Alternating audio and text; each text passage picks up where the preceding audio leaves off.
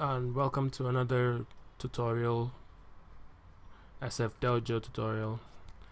Okay, so today I was trying to figure out what to teach today, and I thought I go over the basics of defense. Honestly, this is an old topic. So it's just for the new players out there watching this video. If you're advanced, don't really waste much time watching this, because I don't think you'll find anything new. Okay, basic of blocking. In this game, you block by holding back away from your opponent. So this is you, and this is your opponent. So to block an attack, you always have to be holding back away from the opponent. And to crouch block, you have to be holding down back. Now that is the basics of defending. In this game we have 3 attacks. We have attacks that hit high, have attacks that hit low, and have attacks that hit high and low. For this one, you have to block them standing. For this one, you have to block them crouching. And for this, it doesn't matter, you can block them both standing and crouching. Now, example of high attacks will be overhead. Example of low attacks will be crouching kicks, crouch kick attacks, because most of them, pardon my spelling, most crouching kicks are low attacks and must be blocked low, and some special attacks have different properties, but this is really the basics. So on high and low attacks are usually crouch punches, high plus low, usually crouch punches, and most of standing moves. All this you can block with basic holding back and holding down back, but I guess you already knew that. Now what I'm going to be talking about is how to keep good defense when the attacks are mad and vigorous. So first option you have is to try blocking. Now you can do that by I've mentioned this before, but sometimes you notice that attacks can be so ambiguous that blocking can be a lot difficult. So in this case, you try dashing. Now the cool thing about dashing is that it has 8 frames of invincibility. Then it goes to airborne frames. Now the thing is, when you backdash, if you get hit, you're most likely getting hit and you'll be setting to a reset, which is better than getting grounded and eating a whole combo. You now have your recovery.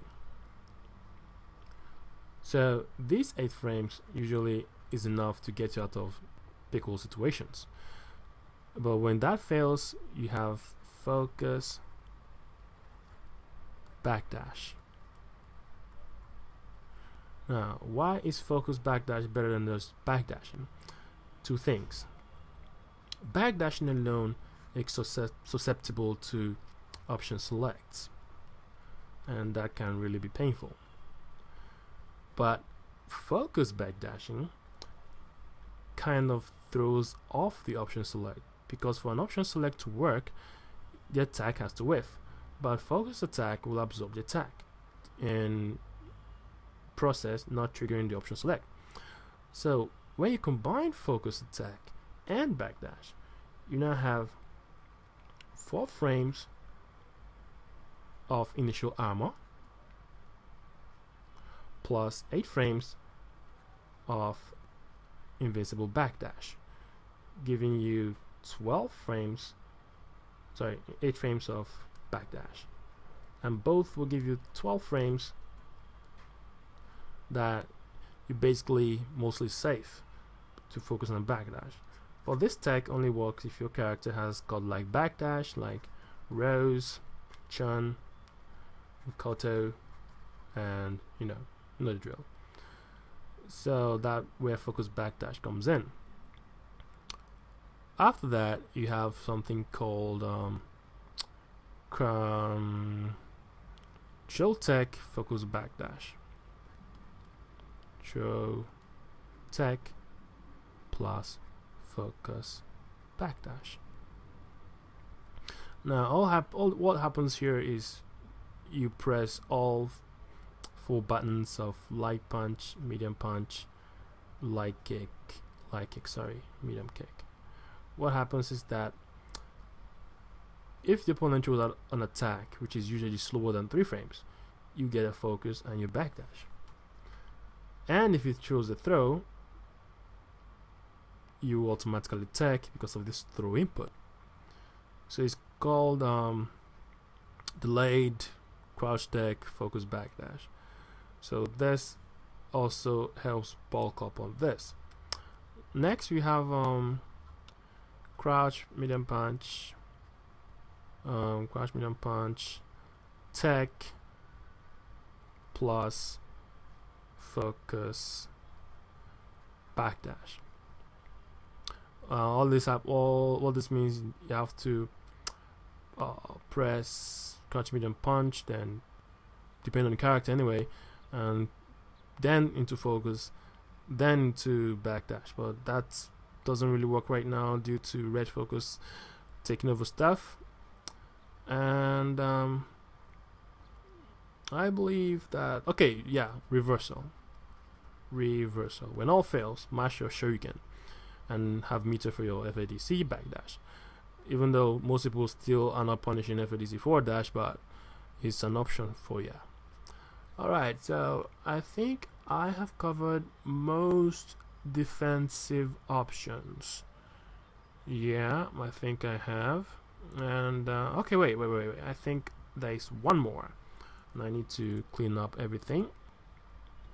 Alright, for this deck, it's more or less a Hail Mary kind of defensive technique, and I usually only use it against Ibuki. I have used this for other characters, but mostly Ibuki. Now, the thing is, if you have watched my previous tutorial, I mentioned about character center being at their hips. So what this means is that I usually keep an eye at my opponent's hip position, and when they jump, once they get to the maximum height, and I'll visually check whether the remaining trajectory will cross me up or not. Now, what happens is, if it's quite obvious based on their hip position, I can easily know where to block. But what happens is that sometimes, you may have some lapse in concentration and you may not be paying attention, and the jumping will seem mad ambiguous. But what you have to understand is that most jumping attacks will never hit you on your first wake up frame. It won't. It's very difficult to time this, and it requires some very specific setups. So what happens is that to give you more frames to make them cross you up, you hold down first, then you hold forward. You get the idea? So if you're standing and the jump, it becomes too ambiguous for you to decide whether it is a cross up or not. You just crouch for a frame or two, then immediately hold forward. So you force it to be a cross up. That's basically what I do. Actually, also known as crouch, instant crouch block, crouch stand block, whatever fancy name you might want to give it.